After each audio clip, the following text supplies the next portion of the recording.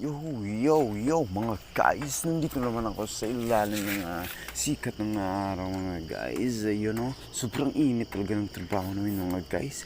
Hagad na yung bida mga guys. Ayun, wala namang kagusto sa akin ito mga guys. Dahil sa sobrang hagad na ng face natin mga guys. Ayun mga guys, tinatanggal namin yung nakadikit ng mga semento dito sa bakal mga guys. Ayun, dahil tatanggalin namin ito mga guys gamit yung acetylene mga guys. Ayun ayun, napupok namin mga guys kasi daming nakadikit ng simento mga guys. Mabuti pa yung simento guys, may forever mga guys.